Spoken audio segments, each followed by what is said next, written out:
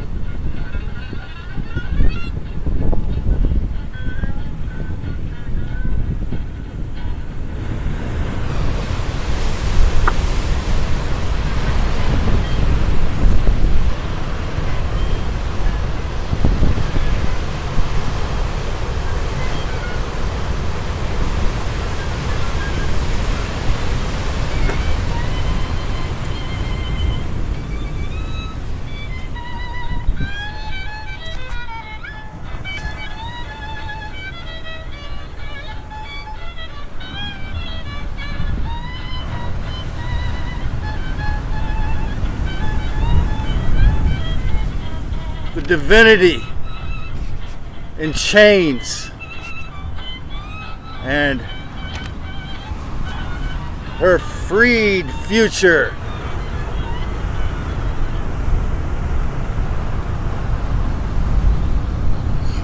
Who is this Divinity in Chains?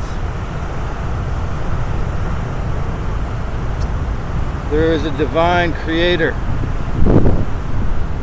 that has become trapped in mental chains. How do I know? Because I'm one of her children.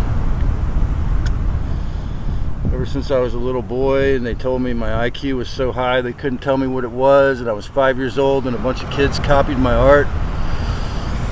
I thought something was a little fishy about this place.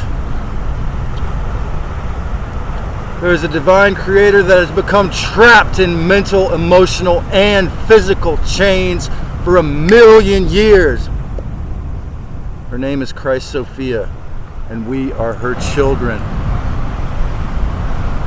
Originally made in her amazing image, able to live hundreds or maybe thousands of years. And not only the human body, but the souls and minds within those fully functioning forms when all the DNA was not called junk, but was fully working. And all those fully functioning forms were able to self-heal, divinize, and do amazing things to heal others. And that was part of the original Christos, divine Namulu, Christos human, or our birthright before Lucifer came around. So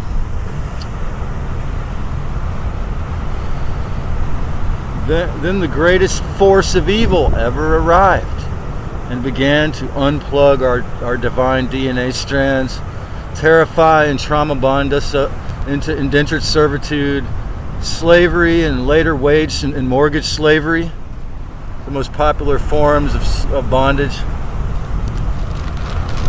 Like some sexy town like this, people will pay their whole life and then some for their, that's why it's called mortgage, as I've said before. It's the gauge of your mortal life. Well, that's what Mr. Big, the big boys, want to take from you, the banksters, for that having this house in this sexy town. They want to take every minute of your life.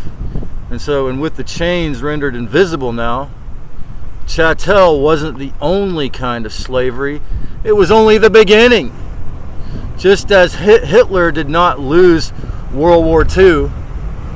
Unfortunately, he resigned and let his inverted movement be covertly moved into the USA through Operation Paperclip, from all the way from the beginning with the Rothschilds, the Khazarian Mafia, and Rockefellers, from Lansky to Alan Dulles, the Zeta Greys, and the German Nazi scientists, and the CIA, NSA, FDA, and FED were set up by the good guys. That's right, all of those organizations were set up by the good guys, man. They're here to protect us, Every one of them are here only for our good,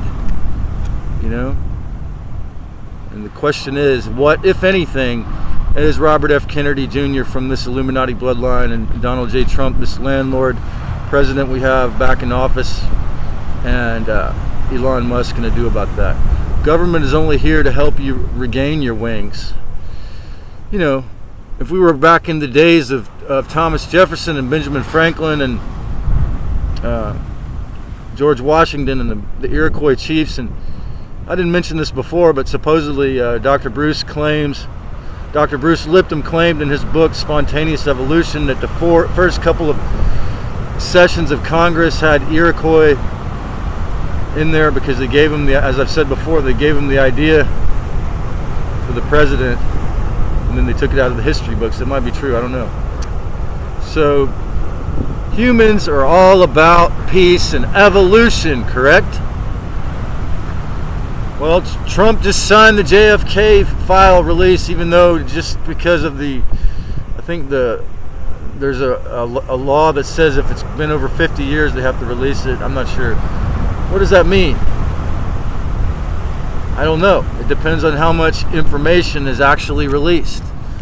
Are they actually going to tell you anything to the public? I want my ZP.